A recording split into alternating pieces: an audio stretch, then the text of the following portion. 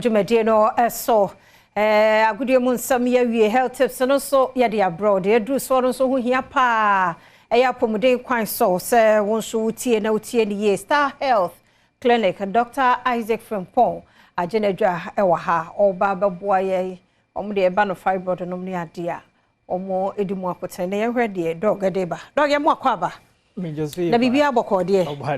ye de nyame ase edwuma mboko edwuma mu ye de nyame ase wada wo ne ye hwede ene me person ka ye behwe the reason why awo de ho asem fibroid ni ovarian cyst ne sa newman aye bebre na aye very common of late because first na ni hosa and this 21st century you know abe very common kamia is ura ifie bia mu a wanya nipa mienu miensa obenya more than that and enye bibi efri baby na aba ayenema e around us and I think ngofo bebre ye ho research why it is like that and recently one medical doctor be or US a friend Philip Landrigan or yeah research be about the reason why awode ho asem awo ho asem fiber tire common any ade nyina and they now all can say the reason why it is this time and say niema bebre na ewo around us no the way we handle them no eboa ema yetimi benya awode ana say niema bi a ema ye hormones no eye imbalanced nze last year kan ho asem say fibroid benyi a ejina hormones kro na so entina o kire say obi a otaidi aduane ye hye ewo plastic bowl mu ewu obi a otaidi aduane ye hye ewo plastic bowl mu no ade say chemicals and compounds bebre ewo plastic ni mu no ade say aduane no absorb bebre and otai edi say aduane ne to so a obetimi abenya de ebeboa a disturb wo endocrine system no because last year be chere mu say one other doctor bi nso be kan ho asem say oba tai twiniti bebre a eboa ema hormones no be ye imbalanced and na say obenya bibia trigger hormones sa na doctor we owo US nso so ka de o ka say ono on science so ye epidemiologist our research into preventive medicine and our specialist our public health and this animal nyina and the all can na o chese sa nuane a yedi ewo aduane a yedi to ade a aduane ye hye na yedi to plastic bowl mu etimi ye hye no eno boa ema chemicals be breathe free plastic ni mu ebe aduane mu chemicals ni bi falita ye kan ho asem say or the hair relaxer chutia a disturb endocrine system no or sign kan ho asem ebiom chemicals ni bi wo ho a eno so no de eya na say once a wo de aduane na tum na a heat no ama wudi no e ko disturb endocrine system na ma wa benya hormonal imbalance hormonal imbalance ba de a wo ho betimi abedin 1 2 hormonal imbalance ba oba ovary honsam obi pimpo oka so say empo etimi boa ma BP eba chemicals ni bi e friend carcinogen e cafalate na so ho eno so ba ni padua no mu a etimi be boa and ba ku bi kan ho a ene dey very common eno dey nye aduane e de to plastic bowl mu nko that chemical na friend BPA bisphenol A no mostly empo 10 enuane bebre no ye de bisphenol A ne fa konko nim said be ya aduane no rust with konko no eno so no obechire we say what idea aduane a itida say ye aduane ye hye ene da plastic bowl mu ana say ye ten aduane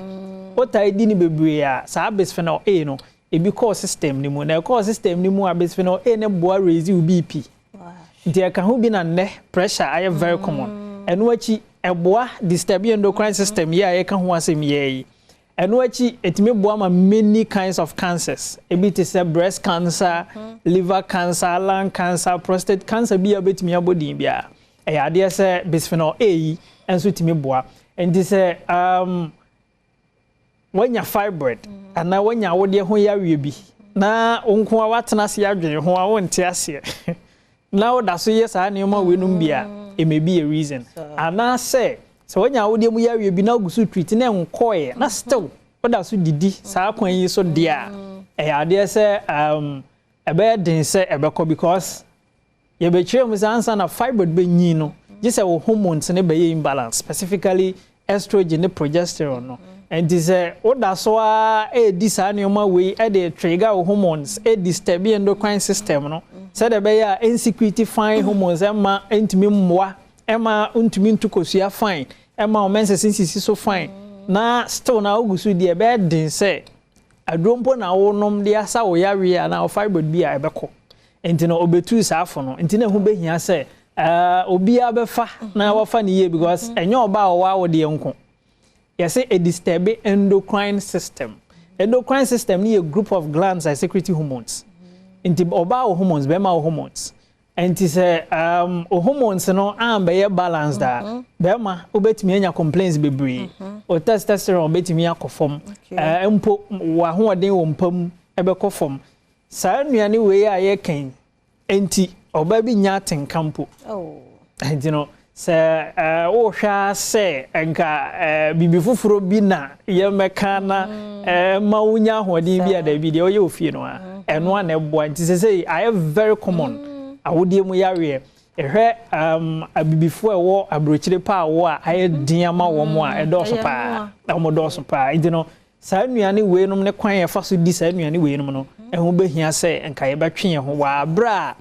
ye hwese still ye bekuta ye fertility ida bema ana oba eda nchan a obi pi ne wakoma ne saa wo overall health na so no ehu behia se ompese obenya problem bia with health cancer is very common because first you better cancer na chiri empo no o tese obi anya cancer o fie we mu a na ze ehofo ne omudidi sumptuously pa ebia abrochirefo obi na omokoba na omo no manya cancer better ne ohiani a oni hwe otiminya cancer man yeye enkwalanketwa se enkwala no good se enkwala ye started the plastic bowl mo maduane wo fio they care honom ni nyina o started the mom nti no obenyi no na ni hormones na ye imbalance dada nti no we ye afutuo bi a Dr. Philip Landrigan or the two nipa nyina afo we ase nyina anya mmanko nti se o mpesa o china bi yakase wanya awodie mu yawe bi anase bi wanya other problem bi a related to awodie awo fibroid ne sa ne man dia ho behia sanka obetwon ho no watwon ho yi pa cha no so e fama de relax e twin etie hair relaxer yenjase ye de twi eti bebre obetimi atwen ba wontimi ntwe more than 4 or 5 times in a year emuwa ni etinu bosumi bia kwatwen no the answer bro ediro ehu behia ze ye ntai ntwini bebre no da nchen a aduane a ye hye ni edi wo plastic bowl mu nso no ebehia na de toso bi mo kan ya me very shocked obi a o de plastic bowl e microwave aduane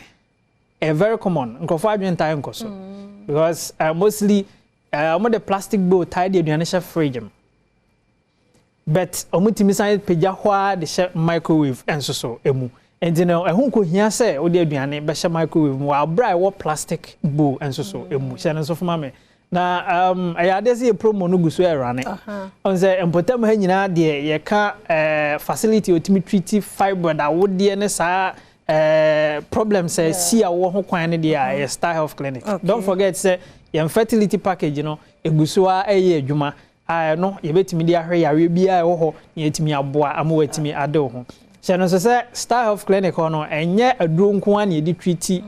bibi ti say fibroid anase wonya yawe foforo bi ye other therapies a yebet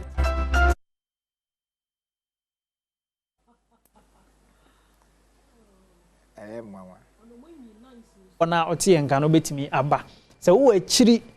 say wo Ghana ha na far from Ghana now person still ye hwe wo a ye online portal bi ho ha betimi abuki appointment amount na ya consult online te say de wo clinic na ya hwe na de wo bia no ye treat na say wo say wo aduro beka won sa wo ama no ne ho a ye dia sando na so wanya odi me number no fara ba no na ye time na me say aye bia ne sa number no 0249 200-555. Mrs. Subium, 0249 200-555. Channel say your branches in a Ebu Kaswa, Aquile Ota City, where a Binso Kumasi branches near 2. You were just so kwamo, and yes, I wore Akate Farms. I wore Udu and Kenya Sequana, so from airport runabout. I want to see your branch or Honomo. And a Sunyane, your Sunyane, Abisim Quana Soho. Doma Hinkronso, your Doma SS Muho. A Honina number back on 0249 200-555. Don't forget your promo, no? You better we this month. Okay, to be the end of this month, week you come now. You read next week, 30th, 31st. Near the promo now, you did money 30% discount near the Nina. And one on Star Health Clinic, Dr. Isaac from Pom. Friend number no 0249 200-555. Near Chawaju Wapomo, who be at Tune Mana Diano, or friend or Bejoso na wow. Mambwatma eni ochiame kwame ene na hosepe omode ebreye e wo cafe ba no won ma ye crowd me enko hono momra ne ba ye wi a ye beto so